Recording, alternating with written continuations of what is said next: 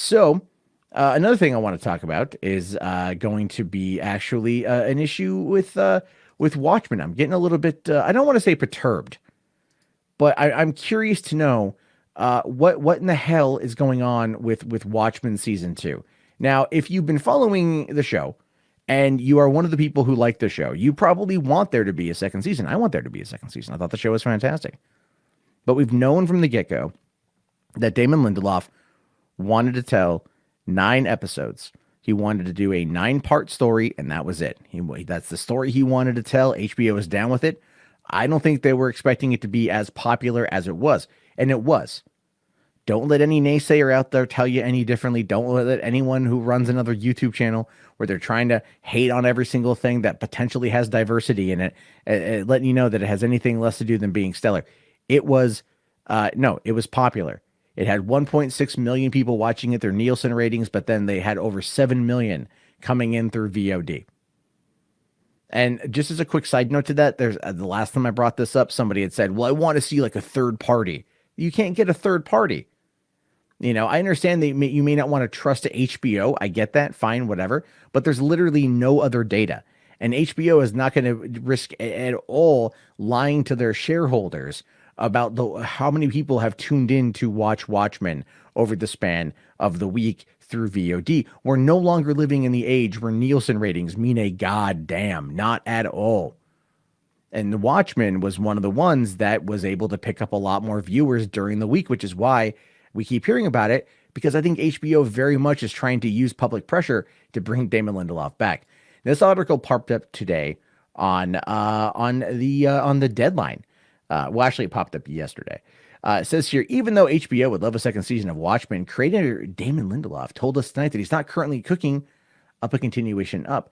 He's completely open to the possibility of someone else taking a crack at Alan Moore and Dave Gibbons' DC comic book, saying, I never want to close the door completely, because if 2 or 3 years from now I say, I just had another idea, it will be that much harder to open.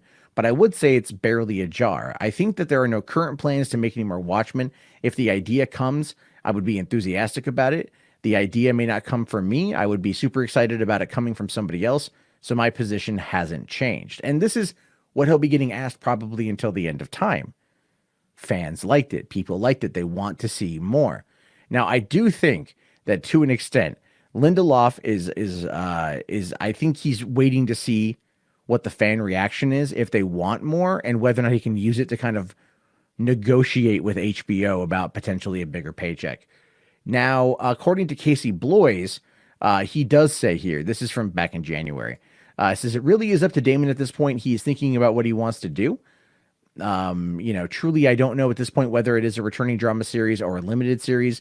I think one of the things Damon did so brilliantly was leave it open, or he opened up this entire world. So maybe there's another version with a whole set of new characters. I don't know, because Damon doesn't know, and I'm taking his lead on this. And he says, if we get a season 2, that'd be great. If it's a new take on the world, great. If it's something else completely, I'm just going to take his lead. Now, and here's the thing. It won Best New Series at the WGAs tonight. So at the Writers Guild of America, it won Best New Series. Granted, it didn't get any Emmy nominations or Golden Globe nominations or anything else. But, winning at the WGAs is no real small feat. Let's be fair here. It's no real small feat. That is something that, again, these shows thrive off of. These channels, these networks, Netflix especially, they thrive on all of this. They want it all. They want it. They're like the Queen soundtrack from Highlander. They want it all. They want the awards. They want the recognition. This is always about recognition. It doesn't matter. I mean, you and I don't care about what the Writers Guild of America says about Watchmen, right? I want to eventually one day join the Writers Guild, and I don't even care about that. So you've got this situation where, they keep bringing it up, and he's not going to leave the door, completely shut, because he wants to come back to it. And I do think it has a lot to do with wanting to get a bigger paycheck. I wouldn't say more control, but I would say maybe more of a guarantee, right? Because you got to go back and look at his previous efforts with HBO. Leftover season 1 wasn't well received. He retooled it, brought it back for season 2, and season 2 and season 3 apparently were really good. I haven't seen it yet, but that's what that's what I hear. And then he did this 9 episodes and he's done. But is a storyteller like him who worked on Lost ever really done? You're telling me that during the post-production sequence, or even hell, the script writing process, or everything else that was going on with the show, getting it shot, getting it out there, he didn't start thinking of ways to continue on the story, ways to bring back these characters. I mean, come on. Every writer does it. During the production of Joker, Joaquin Phoenix and Todd Phillips were talking about potential ideas for a sequel. While you're in it, while you're literally balls deep in it, you start thinking about the future. It's inevitable. It's always inevitable. You always think about the future. You're always thinking about what to do next.